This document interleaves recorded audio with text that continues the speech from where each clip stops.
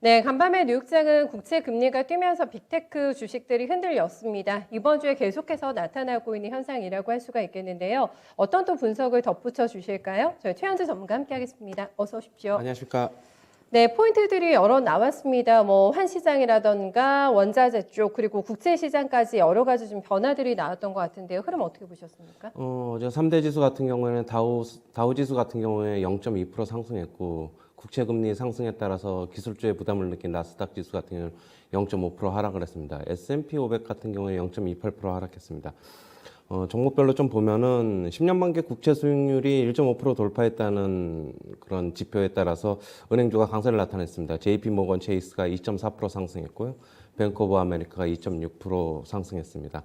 10년 만기 국채 수익률이 이렇게 강세를 보임에 따라서 기술주들이 전반적으로 약세를 나타냈는데 이제 빅테크 주식들이 이제 거의 다 모두 하락했습니다. 그리고 이제 어제 자동차 주식 같은 경우에 좀 모두 강세를 나타냈습니다. 테슬라 같은 경우에 2.2% 상승, GM 같은 경우에 1.9% 상승, 포드 같은 경우에 2.7% 상승했습니다. 지금 어제 이제 또 보면은 에너지주들이 좀 강세를 나타냈는데 국제유가가 이제 2% 정도 상승을 했습니다. 75달러 돌파했는데 종가 기준으로 3년 내 최고치입니다. 엑슨모빌이 3% 상승했고요. 쉐브론이 2.3% 상승했습니다. 그리고 어제 전기차 충전 관련 주식들이 좀 나름대로 강했습니다. EV고가 3% 상승, 블링크가 3% 상승, 차지포인트 홀딩스가 2.8% 상승했습니다. 모더나는 내년 매출이 급감할 것이라는 예상에 따라서 5% 하락을 했습니다. 같은 백신 관련주인 노바백스도 6.9% 하락을 했습니다. 반도체 관련 주식들 중에서는 마이크론 테크놀로지가 지금 실적 발표를 앞두고 있는데 실적 발표에서 양호한 실적을 보일 것이라는 기대감으로 1.5% 상승했습니다. AMD도 2.2% 상승을 했습니다. 애플 같은 경우에는 어제 1% 하락을 했는데요. 아이폰 공급 지연 가능성이 지금 얘기가 나오고 있습니다.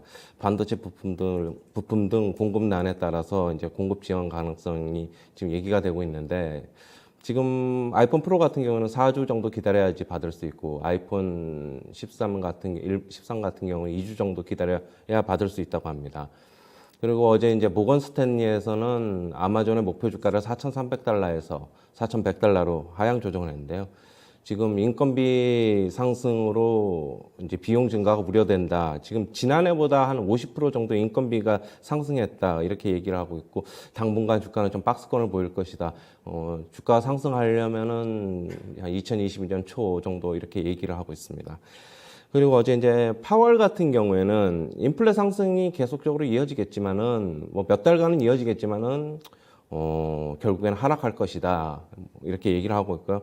만약에 인플레 상승이 계속될 경우에는 금리 인상으로 대응하겠다. 이렇게 얘기를 하고 있습니다. 시카고 연은총재, 뉴욕 연은총재, 지금 페드의 이사인 브레이너드가 이제 발언을 했는데요. 네. 연내 테이퍼링 모두 적절하다. 이렇게 보고 있는데, 하지만 금리 인상은 좀 신중해야 된다. 이렇게 얘기를 하고 있습니다. 지금 모든 내년 인플레이션, 이 세 사람은 모두 내년 인플레이션이 지금 상승이 좀 둔화될 것이라 이렇게 예상을 하고 있는데요.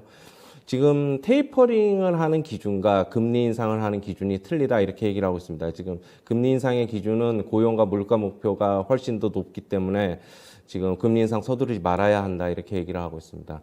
그리고 끝으로 이제 골드만삭스에서는 국제유가가 지금 이렇게 상승세를 보임에 따라서 지금 연말까지 그러니까 브렌트유 기준으로 얘기를 하는데요. 80달러 목표였던 거를 90달러로 상향 조정했습니다. 그렇군요. 거의 다 테이퍼링에 대해서는 이견이 없는 것 같아요. 11월이냐 12월이냐 그렇게 차이는 크지가 않잖아요. 어쨌든 연내하는 건 확실하긴 한데 금리 인상의 조건이 조금 더 까다롭군요. 그래서 언제 들어갈지 그리고 언제 해야 되는지 이런 거에 대해서는 이견이 엇갈리고 있다는 부분을 중요하게 점검해 주셨습니다. 어쨌든 이런 상황 속에서 매파적인 신호들이 계속해서 나오고 있기 때문에 오히려 FOMC가 끝나고 나서 지금 국채금리가 계속해서 꾸준하게 추세 상승하는 모습을 보여주고 있는 상황이거든요. 국채금리 레벨이 올라가니까 투자 심리가 지금 떨어지고 있는 상태인데 전문가님께서는 계속 우상향 곡선을 얘기해 주셨잖아요. 네. 지금 적응 기간이라고 봐야 됩니까? 시장에서는? 네, 지금 어제 이제 1.5% 돌파했다가 이제 차트를 잠깐 한번 볼까요? 차트를 보시면은 돌파했다가 한 1.48로 이제 마감을 했는데요. 제가 말씀드렸듯이 계속적으로 좀 올라갈 것입니다.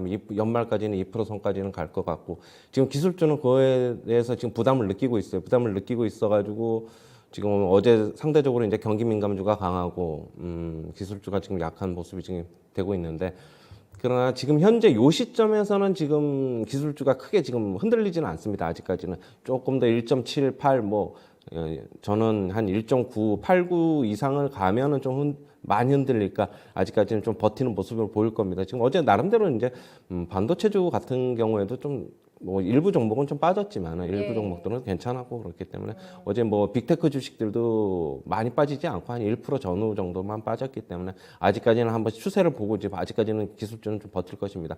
만약에 조금 더 올라가고 그러면은 기술주가 좀 흔들리면은 조만간에 아마 기술주 같은 경우는 바닥이 나올 것으로 좀 보고 있습니다. 네, 저는 궁금한 게 일단은 국채금리는 더 올라갈 것이다. 이거는 너무나 자명하다라고 얘기를 해주셨고 월가 분석가들도 이런 코멘트를 내놓고 있긴 한데 저희가 과거에 이제 성장주와 기술주가 흔들렸던 그 경험을 되돌려 보면은 속도의 문제인 것 같아요. 1.78에 진입하는 게 문제가 아니라 1.5레벨에서 얼마나 속도감 있게 1.78로 가는지 그 속도감에 대해서는 전망 어떻게 하세요? 저는 제가 연말까지 2% 정도를 예상을 했는데 네.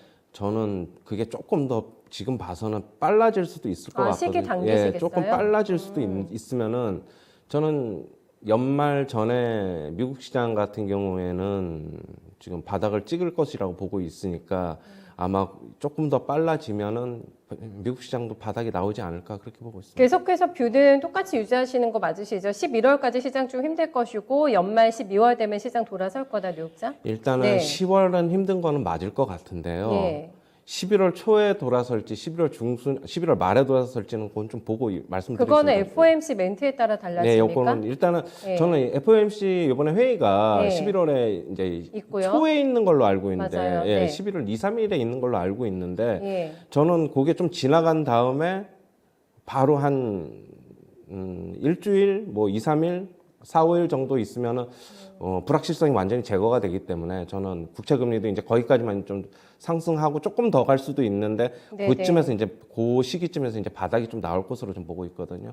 우리나라 시장도 조금 먼저 돌아설 수도 있고 우리나라 시장 조금 나중에 돌아설 수도 있고 그거는 좀 봐야 될 연관성 좀 봐야 될 것 같습니다. 지금. 알겠습니다. 일단은 10월도 쉽지 않은 한 달을 예고해 주셨기 때문에 저희 대비를 조금 해야 될 것 같고 금리와 함께도 달러가 강세입니다. 뭐 홍달 사태도 있었고 디폴트에 대한 리스크 여전히 있는 상태고요. 지금 뭐 국채 금리라던가 이런 부분을 다 반영하게 되면서 달러가 한 달러 최고치까지 올라가 있는 상황인데 달러도 요거 추세로 봐야 됩니까? 예, 제가 저번에도 이제 달러 인덱스 한번 좀 봐드렸는데 네.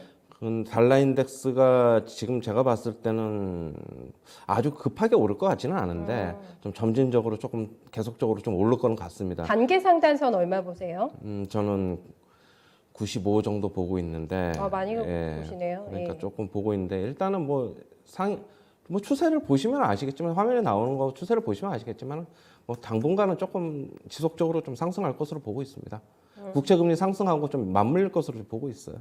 알겠습니다. 저희가 또 연말로 다가오면서 이 원자재 가격에 상당히 신경을 쓰이고 있는 부분인데 전문가님께서 그동안 추세를 예상해 주신 게 국채금리 올라갈 것이고 유가 마찬가지다. 네, 연말까지 80달러 맞으십니까? 네, 봐주셨고. 저희가 그때 이제 80달러 연말까지 한 초반 조정하셨죠? 정도 봤는데 초반 네. 초중반 정도 봤는데 지금 생각보다는 좀 급하게 오르는 것 같아요. 그렇죠. 항상 보면은 예상보다는 좀 급하게 오르고 예. 결국엔 트레이더들이 뭐 움직이는 거에 따라서 좀 그렇게 되는 것으로 좀 보고 있는데 골드만삭스 측에서도 지금 연말에 80달러 선을 유지를 했다가 그러니까 브렌트유 기준이죠. 얘네는 어제 브렌트유 기준 같은 경우에는 79.5달러로 이제 마감을 했거든요.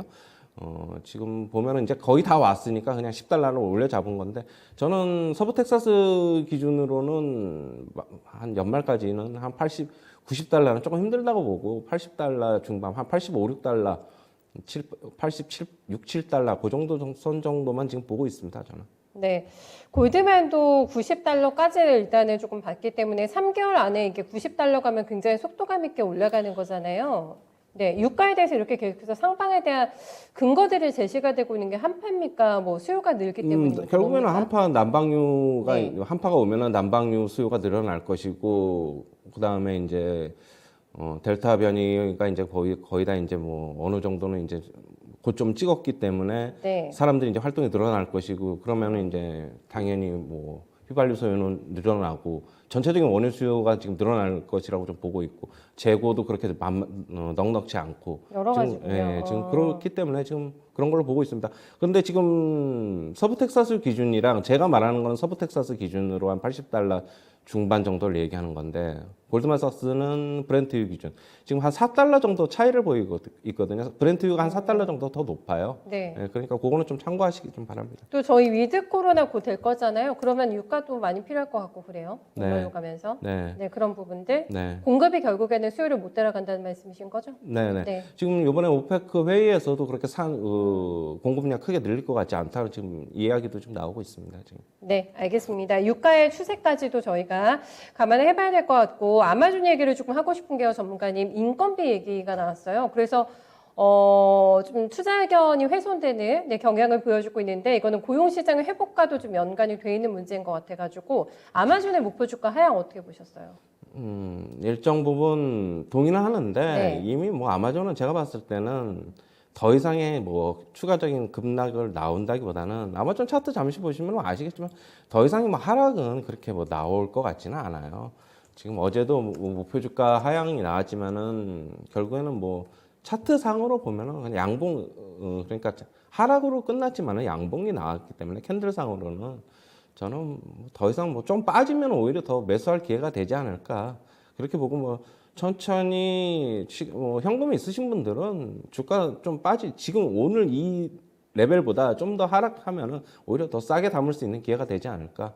뭐 인건비 상승이야 뭐 다 아는 얘기고 이미 다 주가에 네. 저는 반영됐다고 보고 있습니다. 네, 저도 어저께 9시 뉴스를 보다가 물류 배송 전쟁 얘기가 나오면서 이제 뭐 새벽 배송이 아니라 주문 넣으면 2시간 이내에 퀵 배송한다 해가지고 물류 담당하는 분들을 굉장히 혹사당하고 있다라는 뉴스들을 접하게 되면서 아마존을 또 오늘 이 뉴스를 보니까 그 어제 제가 봤던 뉴스가 좀 떠오르기도 했는데 제가 궁금한 거는 비단 이게 아마존의 문제가 아니라 전반적인 인건비 상승에 대한 부담을 짊어지고 있는 기업들에 대해서 이렇게 투자 의견이 조금 훼손될 가능성이 있을지가 좀 궁금하거든요. 어떻습니까? 전체적으로 네. 보면은 그러니까 기술주들 같은 경우에는 크게 영향을 좀 안 받을 수도 있어요. 그러나 이제 이런 소매 업종 어떤 사람의 직접적인 노동을 필요하고, 노동을 필요로 하고 네. 이런 업종들 같은 경우에는 당연히 영향이 있습니다. 그 영향이 없을 수는 없는데 그러면은 이제 인건비만큼은 이제 어디서 이제 충당을 해야 되느냐 이제 그 문제가 남는데 과연 소비자들한테 어제도 말씀드렸듯이 정가를 시키면은 이익 레벨은 훼손이 안 되는 것이고 정가를 못 시키면은 주가는 뭐 이익 빠질 레벨이 수밖에. 훼손될 것이니까 주가는 조금 더 하락할 것이고 그런 목표 주가 또 하향 나올 것이고 저는 그렇게 보고 있습니다. 네, 소비자들에게 전가시킬 수 있을 만큼의 경제적인 체력이 되냐 이제 요거를 판단하면서 움직임이 나오지 않을까 싶은데 어쨌든 인건비 증가에 대한 부담이 있다라는 거는 전반적인 업체들을 감안해서 생각해야 될 포인트다 이렇게 짚어주셨습니다. 여기까지 얘기 드릴게요. 수고 많으셨습니다. 네, 감사합니다. 네, 오늘 국내 증시에서도 왜 이렇게 미 국채 수익률이 올라가고 있느냐, 이게 시사하는 바가 무엇이냐, 이제 여기에 대한 분석이 나오게 되면서 시장 움직임에 영향이 있을 것 같습니다.